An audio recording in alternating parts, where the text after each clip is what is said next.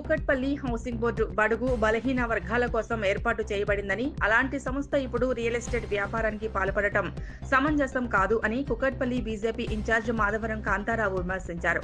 KPHB colony housing board స్థలాల వేలంపాటను అడ్డుకునేందుకు వచ్చిన బీజేపీ నేతలను పోలీసులు అరెస్టు చేసి కేపీహెచ్బీ పోలీస్ స్టేషన్కు తరలించారు.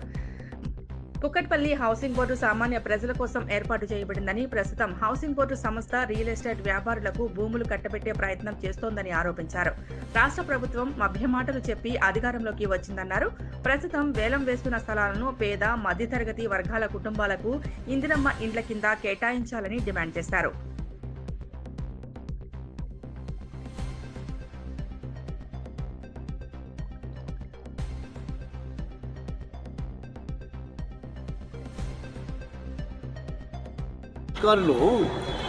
ఈ విధంగా స్థలాలు అమ్ముకుంటారు. అసలు హౌసింగ్ బోర్డు కాన్సెప్ట్ ఏంటి? ఇల్లు లేని వారికి ఇల్లు ఇచ్చే ఉద్దేశంతో సంస్థ ఏర్పడింది.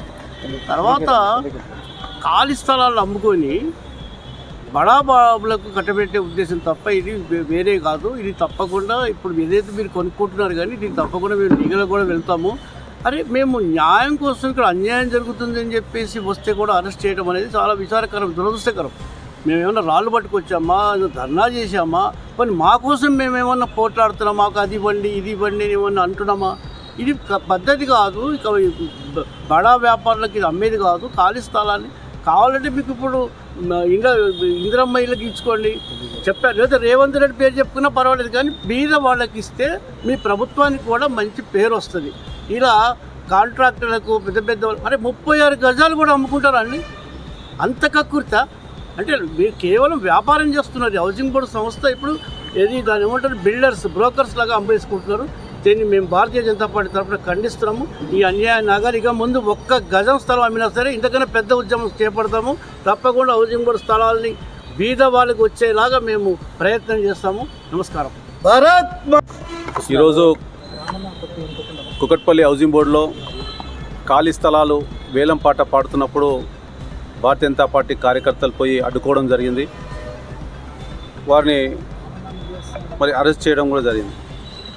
నేను ఈ రాష్ట్ర ప్రభుత్వాన్ని ఒకటే అడుగుతా ఉన్నా, హౌసింగ్ బోర్డు అనేది 1960లో మరి ప్రత్యేకంగా బడుగు బలహీన వర్గాల కోసం ఏర్పాటు చేయడం ఈ యొక్క బోర్డు ఉద్దేశం.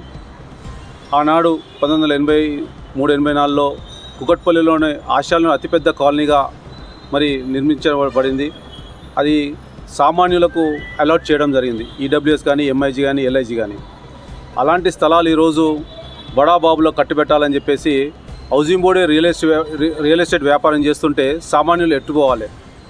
ఈరోజు భారతీయ జనతా పార్టీ ఒకటే అడుగుతూ ఉన్నది ఈ రాష్ట్ర ప్రభుత్వాన్ని, మీరు వచ్చిన తర్వాత ప్రజాపాలన అన్నారు, ప్రజల కోసమే ఈ పాలన అన్నారు, ప్రజల పక్షాన్నే మేము లాడుతామని నానా ప్రగల్భాలు పలికి ఈరోజు అధికారంలోకి వచ్చారు. మరి ఈరోజు ఏం చేస్తున్నారు మీరు? 7th ఫేజ్లో 17 స్థలాలు ఉన్నాయి. ఆ 17 స్థలాల్లో మీరు సామాన్యులకు కట్టి ఇవ్వచ్చు కదా. డబుల్ బెడ్రూమ్లు ఇస్తలేరు, ఇందిరమ్మ ఇండ్లు ఇస్తలేరు. మరి సామాన్య ప్రజలకు ఏమి సంకేతాలు పోతాయి దీనివల్ల?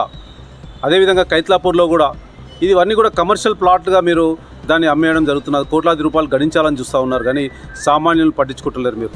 కాబట్టి ఈ హౌసింగ్ బోర్డు ప్రాంతంలో అనేక మంది ఇంకా సామాన్యులు ఉన్నారు, బడుగు బలహీన వర్గాల వాళ్ళు ఉన్నారు. వాళ్ళకి కట్టియండి, వాళ్ళకి ఆ స్థలాలు కేటాయించండి. లేని ఏడలా పబ్లిక్కు సంబంధించిన యూటిలిటీకి యూజ్ చేయండి. కానీ ఈ రకంగా మీరు వ్యాపారం చేయడం తగదు. ఇది భారతీయ జనతా పార్టీ తీవ్రంగా ఖండిస్తూ ఉన్నది. అనేక మంది ఈరోజు అరెస్ట్ అయ్యారు, ఇంకా వస్తూ ఉన్నారు. ఖచ్చితంగా ఈ వేల పాలన ఏదో పాల్గొంటున్నారో వాళ్ళకు కూడా మేము దయించి మీరు సామాన్యులకు అందే మీ స్థలాలు మీరు కొనుక్కోవడం కరెక్ట్ కాదు, వాళ్ళకు వదిలిపెట్టండి. కనీసం ఈ రాష్ట్ర ప్రభుత్వం కళ్ళు తెరిచి సామాన్యులు కట్టించే విధంగా మీరు కూడా సహకరించాలని చెప్పేసి ఎవరైతే కొనుగోలుదారులు ఈరోజు డీడీలు కట్టిరో వాళ్ళకు కూడా విజ్ఞప్తి చేస్తున్నాం. ఈ ప్రభుత్వం చేస్తున్న ఆగడాలను అరికట్టడానికి భారతీయ జనతా పార్టీ ఎల్లప్పుడూ సామాన్య ప్రజలకు అందుబాటులో ఉంటుంది. కాబట్టి ఈ రాష్ట్ర ప్రభుత్వం వెంటనే ఈ యొక్క వేలంపాట విరమించుకోవాలని చెప్పేసి మేము మనవి చేస్తూ ఉన్నాం.